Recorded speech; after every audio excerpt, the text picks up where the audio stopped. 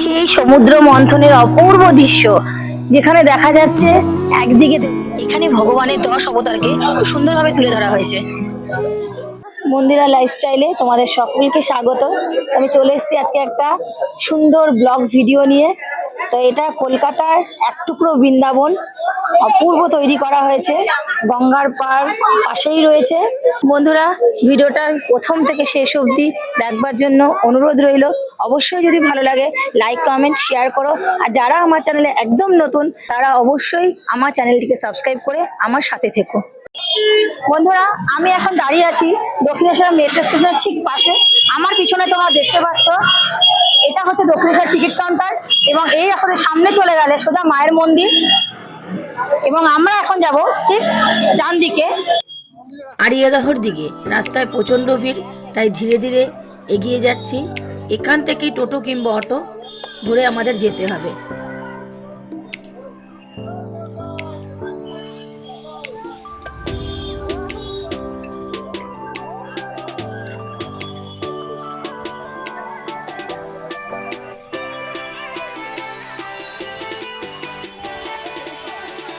এখান থেকে একটা রানিং টোটো আমি পেয়ে গেছি। তো ভাড়া খুবই কম, মাত্র 10 টাকা। তো উঠে পড়লাম, এবার যাচ্ছি বৃন্দাবনের দিকে।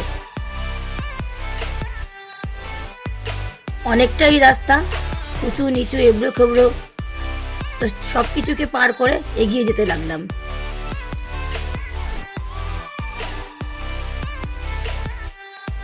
আপনারা যখন টোটোয় উঠবেন তখন কিন্তু অবশ্যই বলে নেবেন যে বৃন্দাবন অথবা কাঠিয়া বাবার আশ্রমে যাবেন।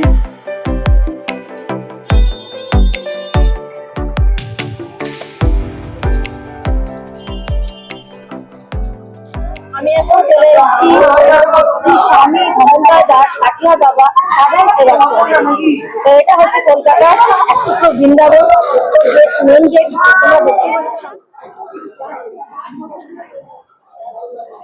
মেইন গেটের ওপরেই দেখা যাচ্ছে সুন্দর কারুকার্য ভরা, যেখানে ভগবান শ্রী বিষ্ণু অনন্ত শয্যায় শুয়ে আছেন, আর মা লক্ষ্মী তার পায়ের কাছে বসে আছেন।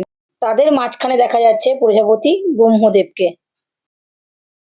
এরই ডান দিকে রয়েছে গরুর দেবতা এবং বাম দিকে রয়েছে বজরংবলী, এবং ঠিক নিচে দুদিকে দ্বাররক্ষক হিসেবে রয়েছে ভগবান বিষ্ণু। গেটের পাশ থেকে ছোট গেট থেকে এখান থেকে এখন আমাদের ঢুকতে হবে। এই হলো আশ্রম চত্বর।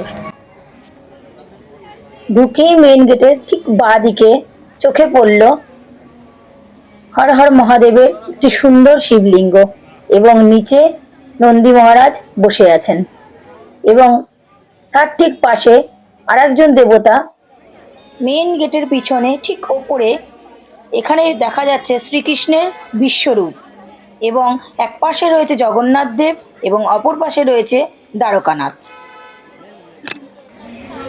বন্ধুরা দেখো, ঢুকতেই প্রথমে চোখে পড়লো, যেটা সত্যি খুব সুন্দর লাগলো, দৃষ্টি আকর্ষণীয়। দেখো কৃষ্ণ রাধা কি সুন্দর যুগল মূর্তি দাঁড়িয়ে আছেন, এবং কৃষ্ণ ঠাকুর তার সখীদের নিয়ে যে লীলাটা করতেন সেটা বেশ সুন্দর একটা গোল মানে প্রদর্শনী করে সুন্দরভাবে ফুটিয়ে তোলা হয়েছে। এটা দেখতে সত্যি মনটা জুড়িয়ে গেল। বন্ধুরা, এখন তোমরা যে মূর্তিগুলো দেখতে পাচ্ছ সেগুলো গুরু পরম্পরায় ওনাদেরকে বেশ সুন্দর করে স্ট্যাচুর উপরে বসিয়ে দেওয়া হয়েছে, এবং সবাই খুব সুন্দরভাবে বসে আছেন। সত্যি অপূর্ব লাগছে। মন্দির চত্বরের এই অপরূপ দৃশ্য সত্যি মনোমুগ্ধকর। সন্ধ্যাবেলার পরিবেশটা যেন আরো সুন্দর হয়ে উঠেছে।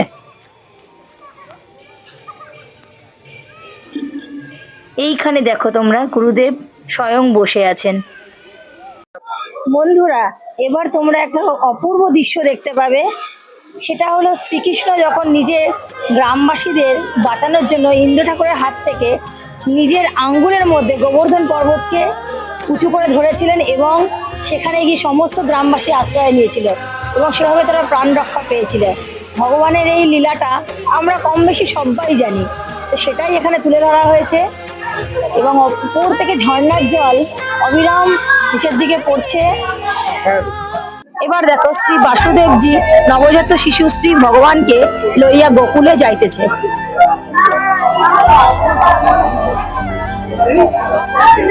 এবারে শ্রীকৃষ্ণ ভগবানের অভিষেক লীলা অপূর্ব।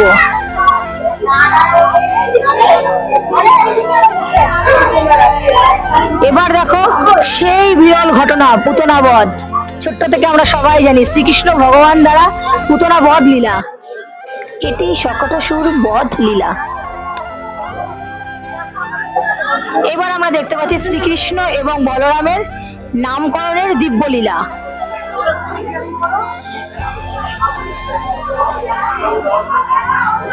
এবার শ্রীকৃষ্ণদেব মাটি ভক্ষণের লীলা এবং মা যশোদা মুখ খুলে তার মধ্যে বিশ্বব্রহ্মাণ্ড দেখা সেই অবিস্মরণীয় ঘটনাটি।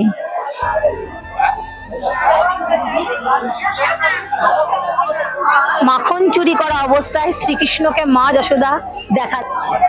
শ্রী ভগবান কৃষ্ণের তৃণাবর্ত বধ লীলা।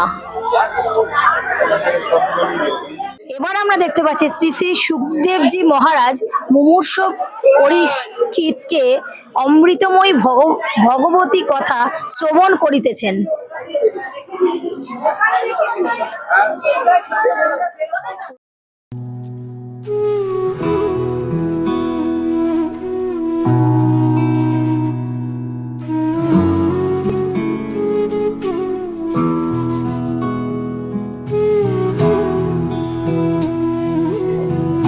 বন্ধুরা এখানে পরপর আরো অনেক লীলা দেখানো হয়েছে, তোমরা পরপর দেখতে থাকো।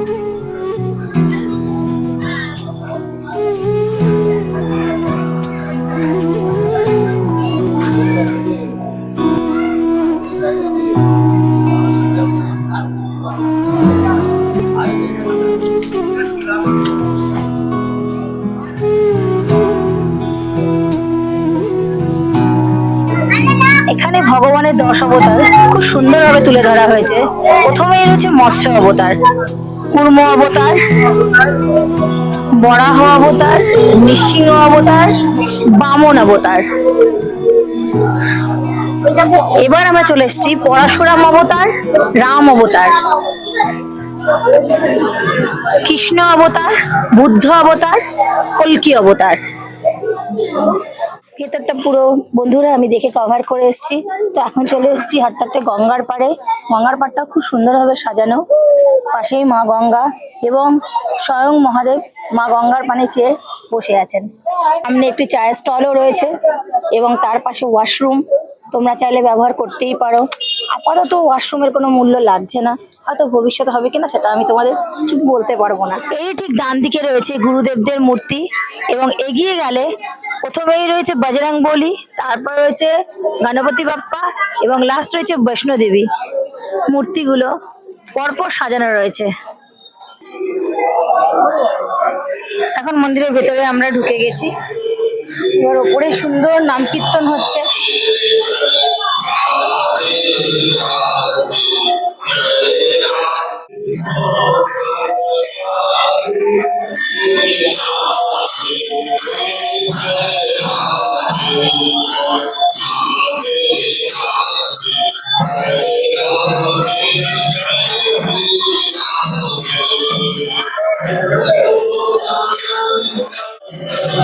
এত চমৎকার দৃশ্য বন্ধুরা, সত্যি চোখ ফেরানো যাচ্ছে না। শ্রীকৃষ্ণ আর রাধা মা দেখো কি সুন্দর দোলনায় দুলছে। এটি হলো শ্রীধাম বৃন্দাবনীয় দিব্য সেবাকুঞ্জ নিধিবন। এখানে রয়েছে ভগবান শ্রীকৃষ্ণের মাখন চুরি লীলা, বনভোজন লীলা,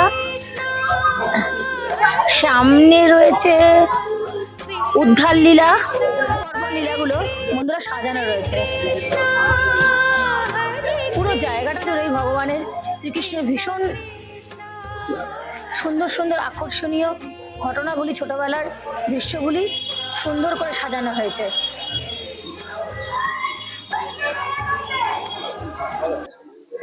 এই সেই সমুদ্র মন্থনের অপূর্ব দৃশ্য, যেখানে দেখা যাচ্ছে একদিকে দেবতাগণ, একদিকে অসুরগণ দুজনে মিলে সমুদ্র মন্থন করছেন এবং স্বয়ং মহাদেব উপরে বসে আছেন এবং এই মন্থনের স্বরূপ যে গরলটি উঠেছিল অর্থাৎ বৃষ্টি, স্বয়ং মহাদেব সেই বৃষ্টি পান করেছিল।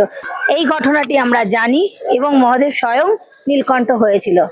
তো এই হলো কলকাতার ছোট্ট বৃন্দাবন। ছুটির দিন দেখে অবশ্যই চলে আসতেই পারো। সন্ধ্যাবেলাটা এখানে খুব সুন্দর সময়টা তোমাদের কেটে যাবে এবং ভীষণই ভালো লাগবে। তো এই মন্দিরটা খোলার টাইম আমি তোমাদের বলে দিচ্ছি, প্রত্যহ সন্ধ্যা 5:30 থেকে 7:30 পর্যন্ত। সকালে কিন্তু মন্দির খোলা হয় না। তো টাইমিংটা আমি তোমাদের বলে দিলাম। একটা মনোরম দৃশ্য, একটা বৃন্দাবনের টুকরো। তোমরা চলে আসো বন্ধুরা, ভালো লাগবে। আমার দেখা শেষ, তো ভিডিওটা আজ আমি এখানেই শেষ করছি। আমি বেরিয়ে যাচ্ছি। তো ভিডিওটা যদি তোমাদের ভালো লাগে অবশ্যই লাইক, শেয়ার এবং সাবস্ক্রাইব করে আমার পাশে থেকো।